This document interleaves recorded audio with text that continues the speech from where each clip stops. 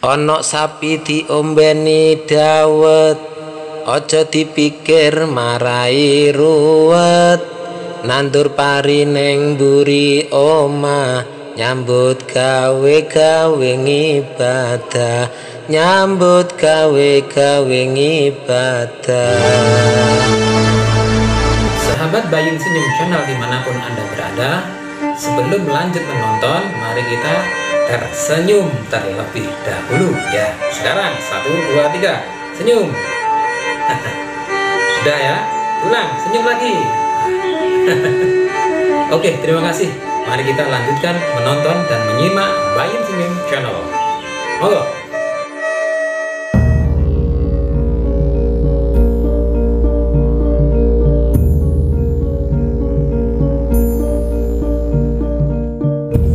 Assalamualaikum warahmatullahi wabarakatuh. Sahabat Bayun Senyum Channel dimanapun Anda berada, semoga kita semuanya senantiasa diberi keberkahan oleh Allah Subhanahu wa Ta'ala, sehat waras dohir batine, barokah cukup turah kebutuhannya, amin amin ya robbal alamin. Pada kesempatan yang mulia dan penuh berkah ini, saya ingin membahas tentang Joko Tingkir.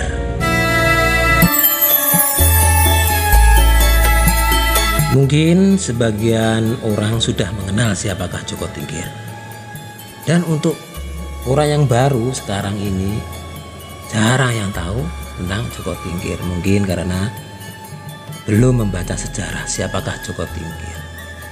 Siapakah Joko Tingkir. Makanya jika Anda mencari di Google Joko Tingkir, nanti yang keluar adalah sebuah lagu, Joko Tingkir ngombe dawet. Jadi di mesin pencarian Google itu, jika Anda mengetik Joko Tingkir, nanti yang keluar adalah Joko Tingkir ngombe dawet. Siapakah Joko Tingkir? Mari kita bahas bersama. Adiwijoyo dari Pajang. Beliau adalah pendiri dan penguasa pertama Kesultanan Pajang. Dalam tradisi Jawa, Mas Karebet atau biasa disebut Joko Tingkir adalah pendiri sekaligus raja atau sultan pertama dari kerajaan Pajang yang memerintah tahun 1568 sampai 1582 dengan nama Sultan Adiwijoyo atau Sultan Hadiwijoyo. Nama aslinya adalah Mas Karebet.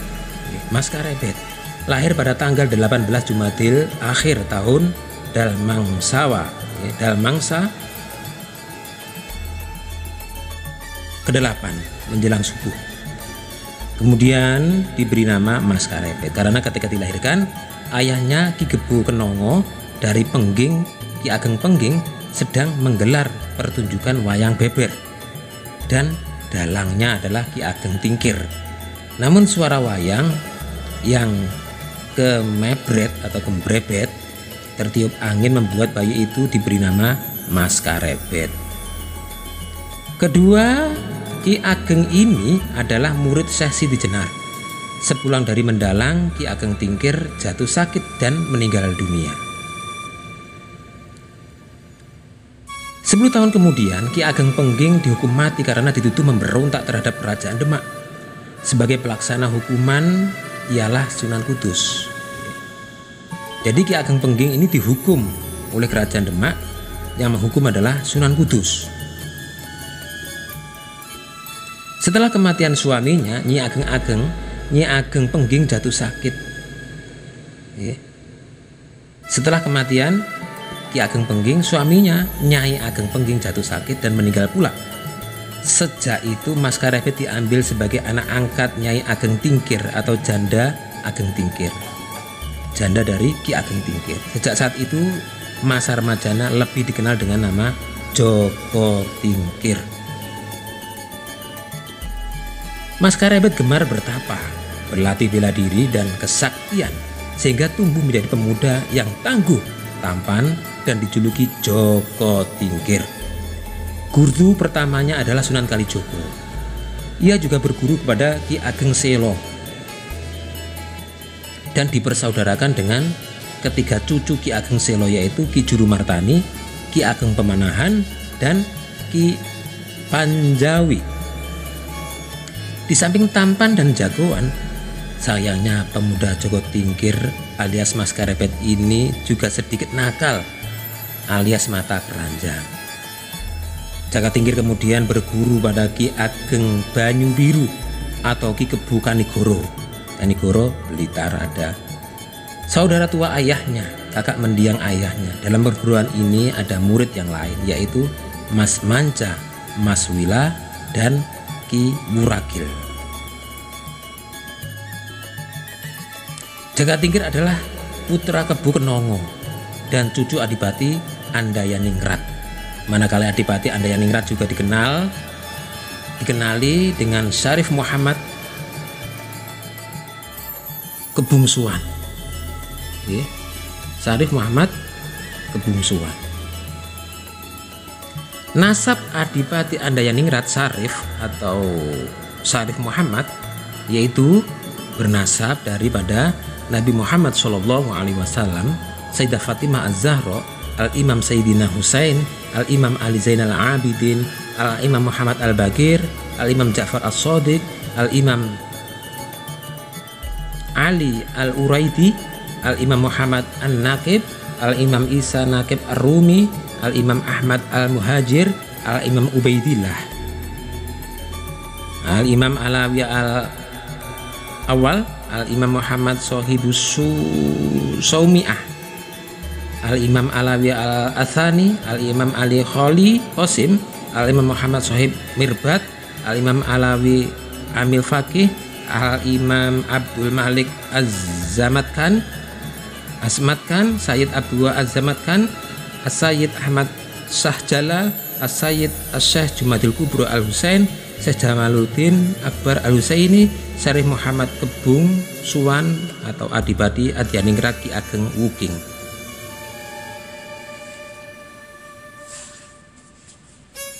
Di dalam babat Tanah Jawi selanjutnya mengisahkan Joko Tingkir ini mengabdi ke ibu kota Demak. Beberapa kerajaan menarik mengikuti Jaka Tingkir. Beberapa kejadian menarik mengikuti Jaka Tingkir baik dalam perjalanan menuju Demak maupun pada saat mengabdi di Demak. Para bujangga zaman dahulu mempunyai kebiasaan atau semacam kode etik berupa menghaluskan kisah atau suatu kejadian yang menyangkut raja atau istana yang kurang sepantasnya diceritakan dengan menggunakan kisah kiasan. Ada beberapa kisah kiasan yang mengikuti perjalanan hidup Joko Tingkir alias Mas Karepet. Dalam perjalanan ke kerajaan Demak zaman dahulu sebagai alat transportasi dipergunakan getek. Yang dipergunakan adalah getek, rakit bambu.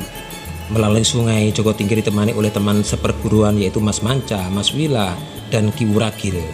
Versi kisah kiasan dari bujangga dikisahkan bahwa dalam perjalanan itu di Kedung Srengenge atau Kedung adalah bagian sungai yang dalam. Jaka Tingkir diserang oleh segerombolan buaya. Karena jagoan, Joko Tingkir berhasil mengalahkan buaya-buaya tersebut dan sebagai tebusannya dalam melanjutkan ke Demak, Joko Tingkir dikawal oleh buaya-buaya di sebelah kanan dan kirinya. Di depan dan belakang sebanyak masing-masing 40 ekor. Para bujangga pun menciptakan gendingan atau lagu atas kejadian tersebut yang terkenal hingga kini yaitu lagu Sigro Milir.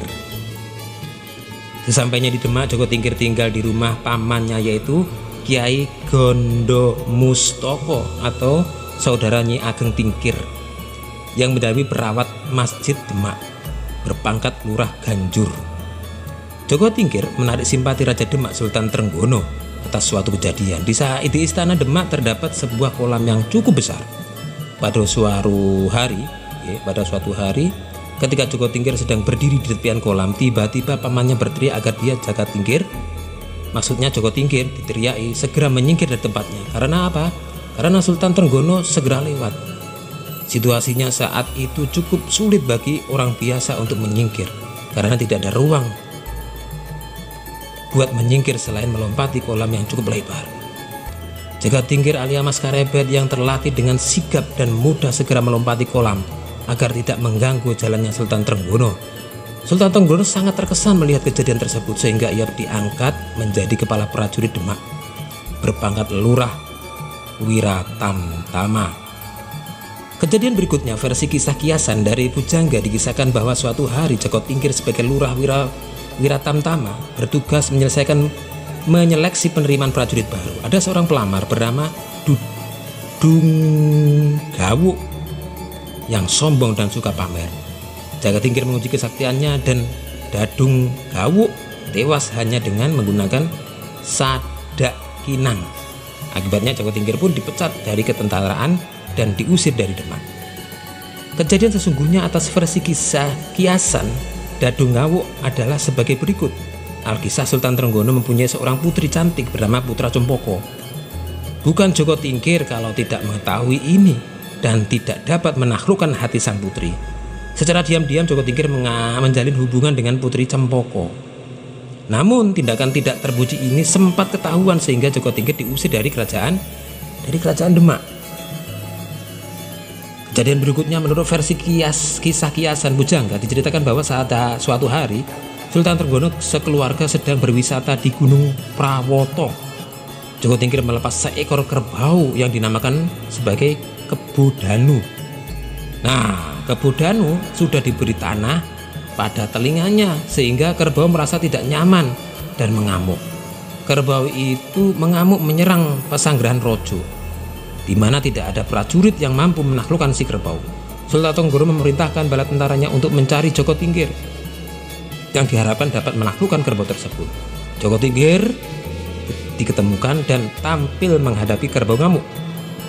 Kerbau itu dengan mudah dibunuhnya. Atas dasarnya itu Trenggono mengangkat kembali Joko Tingkir menjadi lurah Wiratamtama. Sahabat Bayin Senyum dimanapun Anda berada, jangan lupa like dan subscribe. Prestasi Joko Tingkir sangat cemerlang meskipun tidak diceritakan secara jelas dalam babat Tanah Jawi. Hal itu dapat dilihat dengan diangkatnya Joko Tingkir sebagai Adipati Pajang, bergelar Adipati Adiwijoyo.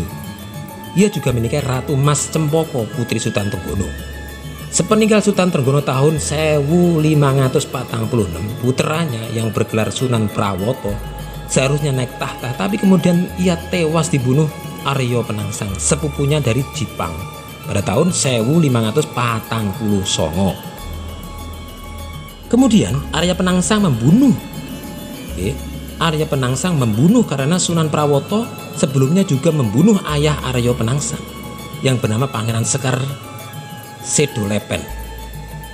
Sewaktu ia menyelesaikan salat asyar di tepi Bengawan Sore, Pangeran Sekar merupakan kakak kandung Sultan Trenggono sekaligus juga merupakan murid pertama Sunan Kudus. Pembunuhan ini dilakukan dengan menggunakan keris Kiai Setan Kober. Ya, keris Kiai Setan dan Kober. Konon keris Kiai Setan Kober ini bila disinar matahari itu bisa memancarkan 5 pancaran. Nah, selain itu Arya Penangsang juga membunuh Pangeran Hadiri Suami dari Ratu Kalinyamat yang menjadi Bupati Jeporo. Kemudian Arya Penangsang mengirim utusan untuk membunuh Adiwijoyo di Pajang, tapi gagal. Justru Adiwijoyo menjamu para pembunuh itu dengan baik serta memberi mereka hadiah untuk mempermalukan Arya Penangsang. Sepeninggal suaminya, Ratu Kalinyamat, adik Sunan Prawoto, mendesak Adiwijoyo agar menumpas Arya Penangsang karena hanya ia yang setara kesaktiannya dengan Adipati Pajang tersebut. Adiwijoyo segan memerangi Arya Penangsang secara langsung karena sama-sama anggota keluarga Demak dan merupakan saudara seperguruan, sama-sama murid Sunan Kudus. Maka Adiwijoyo pun mengadakan sayembara, barang siapa yang dapat membunuh Arya Penangsang akan mendapatkan tanah Pati dan Mentok atau Mataram sebagai hadiah. Sayembara diikuti kedua cucu Ki Ageng Selo, yaitu Ki Ageng Pemanahan dan Ki Panjawi. Dalam perang itu Ki Jurumartani, kakak ipar Ki Ageng Pemanahan, berhasil menyusun siasat cerdik sehingga Sutowijoyo, anak Ki Ageng Pemanahan, dapat menewaskan Arya Penangsang setelah menusuknya dengan tombak Kiai Pleret ketika Arya Penangsang menyeberang Bengawan Sore dengan mengendarai kuda jantan Gagak Rimang. Setelah peristiwa tahun 1540 Songo tersebut, pusat kerajaan tersebut kemudian dipindahkan ke Pajang dengan Hadiwijoyo atau Adiwijoyo sebagai raja pertama Demak. Sebagai raja Pajang. Kemudian Demak dijadikan kadipaten dengan anak Sunan Prawoto yang menjadi adipatinya. Hadiwijoyo juga mengangkat rekan-rekan seperjuangannya dalam pemerintahan. Mas Manca dijadikan patih bergelar Patih Mancanegara, sedangkan Mas Wila dan Ki Wuragi dijadikan menteri berpangkat Ngabehi.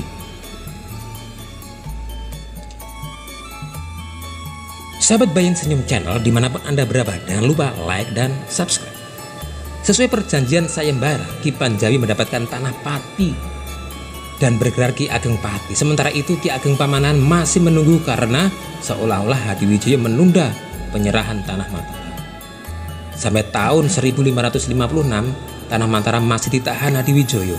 Ki Ageng Pamanahan segan untuk meminta. Kemudian Sunan Kalijogo selaku guru tampil sebagai penengah kedua muridnya itu. Ternyata alasan penundaan hadiah adalah dikarenakan rasa cemas Hadiwijoyo ketika mendengar ramalan Sunan Prapen bahwa di Mataram akan lahir sebuah kerajaan yang mampu mengalahkan kebesaran Pajang. Ramalan itu didengarnya saat ia dilantik menjadi raja usai kematian Arya Penangsang. Sunan Kudus meminta Hadiwijoyo agar menepati janji karena sebagai raja ia adalah panutan rakyat. Sebaliknya, Ki Ageng Pamanahan juga diwajibkan bersumpah setia kepada Pajang. Ki Ageng bersedia, maka Hadiwijoyo pun rela menyerahkan tanah Mataram pada kakak angkatnya itu. Tanah Mataram adalah bekas kerajaan kuno bernama Kerajaan Mataram, yang saat itu sudah tertutup hutan bernama Alas Mentaup. Ki Ageng Pamanahan sekeluarga termasuk Ki Jurumartani membuka hutan tersebut menjadi desa Mataram. Meskipun hanya sebuah desa, namun bersifat perdikan atau sima swatantra. Ki Ageng Pamanahan yang kemudian bergelar Ki Ageng Mataram hanya diwajibkan menghadap ke Pajang secara rutin sebagai bukti kesetiaan tanpa harus membayar pajak dan peti. Sahabat Bayang Senyum dimanapun Anda berada, saya di sini membaca artikel ini bersama istri saya sambil tiduran. Mungkin Anda sedang kelak atau haus, silakan diseruput, monggo kula kanu nggih, kula tuntun. Bismillahirrahmanirrahim.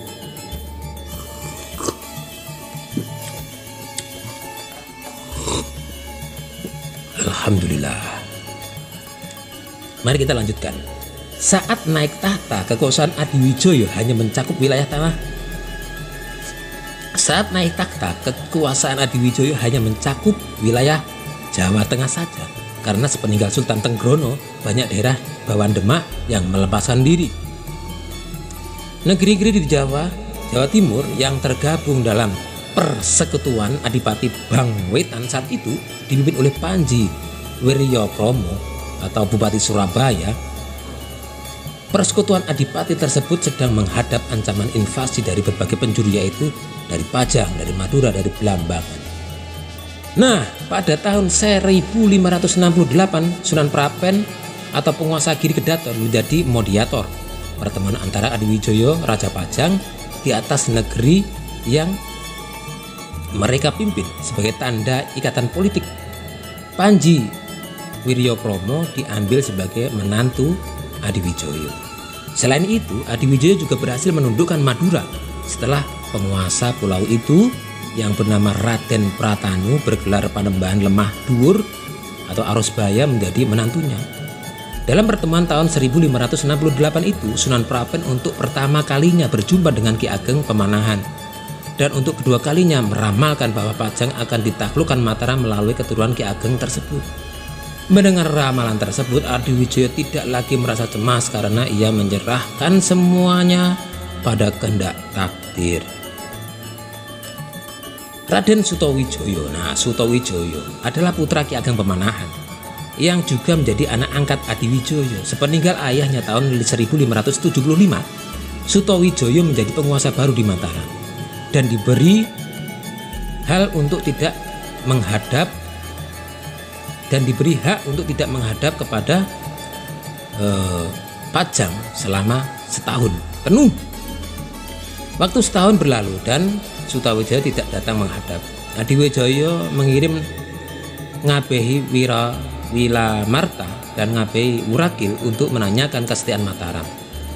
Mereka menemukan Sutawijaya bersikap kurang sopan dan tersekan ingin memberontak. Namun kedua pejabat senior itu pandai menenangkan hati Adiwijaya melalui laporan mereka yang disampaikan secara halus. Tahun demi tahun berlalu. Adiwijaya mendengar kemajuan Mataram semakin pesat. Ia pun kembali mengirim utusan untuk menyelidiki kesetiaan Sutawijaya. Kali ini yang berangkat adalah Pangeran Benowo atau putra mahkota. Arya Pamalat yaitu menantu yang menjadi Adipati Tuban serta Patih Monconegoro. Ketiganya dijamu dengan pesta oleh Sutawijaya. Di tengah keramaian pesta, putra sulung Sutawijaya yang bernama Raden Ronggo membunuh seorang prajurit Tuban yang didesak Arya Pamalat. Arya Pamalat sendiri sejak awal kurang suka dengan Sutawijaya sekeluarga. Maka sesampainya di Pajang, Arya Pamalat melaporkan keburukan Sutawijaya. Sedangkan Pangeran Benowo menjelaskan kalau peristiwa pembunuhan tersebut hanya kecelakaan saja. Adiwijaya menerima kedua laporan itu dan berusaha menahan diri. Nah, pada tahun 1582, seorang keponakan Sutawijaya yang tinggal di Pajang bernama Raden Pabelan dihukum mati karena berani menyusup ke dalam keputren menemui Ratu Sekar Kedaton atau putri bungsu Adiwijaya. Ayah Pabean yang bernama Tumenggung Mayang dijatuhi hukuman buang karena diduga ikut membantu anaknya. Ibu Raden Pabean yang merupakan adik perempuan Sutawijaya meminta bantuan ke Mataram. Sutawijaya pun mengirim utusan untuk merebut Tumenggung Mayang dalam perjalanan pembuangan ke Semarang. Sahabat Bayin Senyum Channel dimanapun Anda berada, perbuatan Sutawijaya itu menjadi alasan Adiwijaya untuk menyerang Mataram. Perang antara kedua pihak pun meletus. Pasukan Pajang bermarkas di Prambanan dengan jumlah lebih banyak, namun menderita kekalahan. Adiwijaya semakin terguncang mendengar Gunung Merapi tiba-tiba meletus dan laharnya ikut menerjang pasukan Pajang yang berperang dekat gunung tersebut. Adiwijaya menarik pasukan mundur. Dalam perjalanan pulang, ia singgah ke makam Sunan Tembayat, namun tidak mampu membuka pintu gerbangnya. Hal itu dianggapnya sebagai firasat kalau ajalnya segera tiba. Adiwijaya menjalankan perjalanan pulang. Adiwijaya kemudian melanjutkan perjalanan pulang. Adiwijaya niku Joko Tingkir nggih, para dulur. Adiwijaya niku Joko Tingkir atau Hadiwijaya sama. Di tengah perjalanan ia jatuh dari punggung gajah tunggangannya sehingga harus diusung dengan tanduk. Sampai di Pajang datang makhluk halus anak buah Sutawijaya bernama Ki Jurutaman memukul dada Adiwijaya membuat sakitnya bertambah parah. Adiwijaya berwasiat supaya anak-anak dan menantunya jangan ada yang membenci Sutawijaya karena perang antara Pajang dan Mataram diyakini sebagai takdirnya. Selain itu, Sutawijaya sendiri adalah anak angkat Adiwijaya yang dianggapnya sebagai putra tertua. Pada cerita rakyat dinyatakan bahwa sebenarnya Sutawijaya adalah anak kandung Adiwijaya dengan anak Ki Ageng Selo. Adiwijaya alias Joko Tingkir akhirnya meninggal dunia pada tahun 1582 tersebut. Ia dimakamkan di desa Bubuh, yaitu kampung halaman ibu kandungnya. Gurunya itu ada di Lamongan makamnya, Guru Joko Tingkir, dan juga disebut juga itu adalah makam Joko Tingkir. Sahabat Bayin Senyum dimanapun Anda berada, tentunya Anda tertarik dengan kisah-kisah ini. Oke, saya lanjutkan. Adiwijaya memiliki beberapa orang anak. Putri-putrinya antara lain dinikahkan dengan Panji Wiryokromo Surabaya, Raden Pratanu Maduro, dan Arya Pamalat Tuban. Adapun putri yang paling tua dinikahkan dengan Arya Penggiri atau Bupati Demak. Arya Penggiri sebenarnya adalah anak Raja Demak Sunan Prawoto yang seharusnya memang Arya Penggiri sebagai penerus garis suksesi Sultan Demak dahulu. Arya Penggiri didukung Panembahan Kudus atau pengganti Sunan Kudus untuk menjadi raja. Pangeran Benowo sang putra mahkota disingkirkan dari menjadi Bupati Blitar. Pangeran Benowo sang putra mahkota disingkirkan menjadi Bupati Jipang. Arya Penggiri pun menjadi raja baru di Pajang dengan nama Tahta Ngawantipura. Bagaimana sahabat Bayin Senyum dimanapun Anda berada?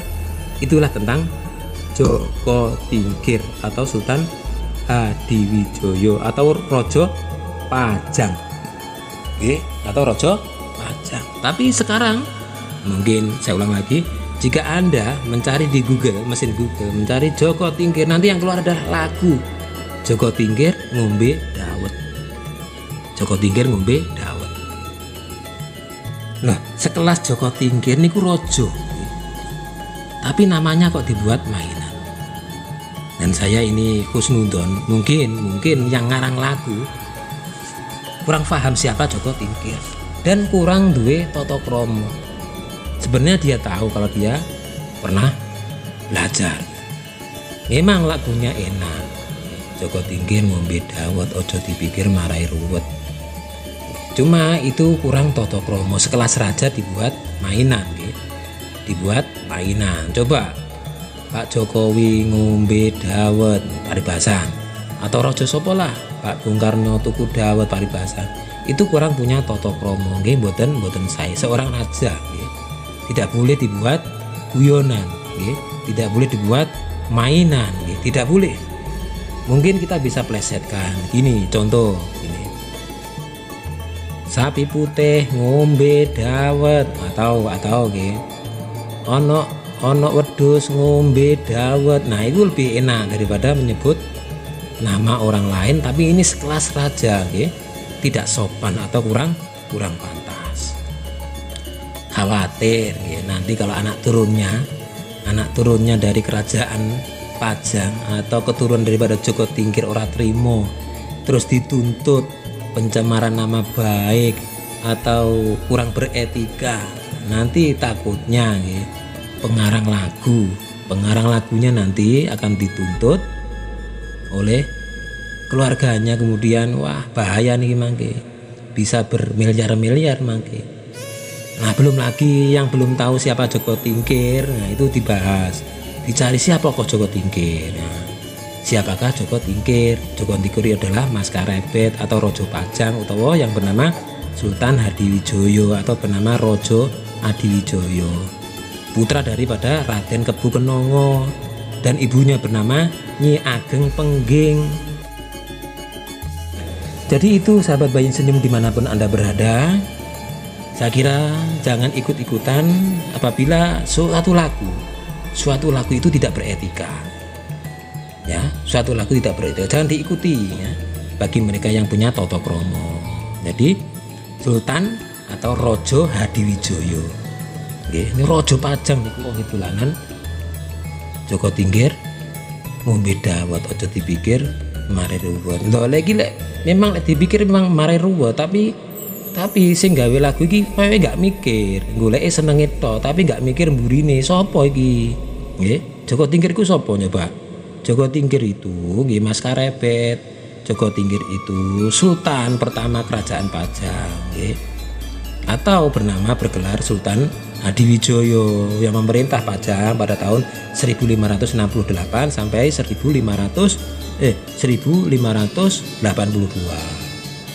Jadi gitu, jangan dibuat mainan. Seorang nama raja jangan dibuat mainan, jangan dibuat mainan. Ora pantes tur orang duweni toto kromo, Mungkin liriknya dirubah. Ono sapi ngombe dawet, ojo dipikir marai ruwet. Atau dirubah lagi, kucingku ngombe dawet, kan lebih enak, nggak mungkin kucing marah-marah nanti disebut namanya, justru senang seorang kucing. Tapi ini seorang raja, nggak pantas, kita harus menghormatinya. Beliau adalah raja Islam, siapa namanya tadi? Siapa namanya? Maskarebet atau Joko Tingkir, atau Joko Tingkir, putra dari Raden Kebu Penowo, ibunya Nyi Ageng Pengking. Pangeran Benowo, beragama Islam. Di makam di mana? Makam Joko Tingkir di mana? Di Kabupaten Sragen. Ya Allah. Beliau berkuasa di tahun 1568 sampai 1582 dan dinobatkan ya, penobatannya sebagai Raja Pajang pertama yaitu pada tahun 1568 oleh Giri Kedaton, yaitu siapa? Sunan Prapen. Joko Tingkir. Ihdinas siratal mustaqim. Assalamualaikum warahmatullahi wabarakatuh.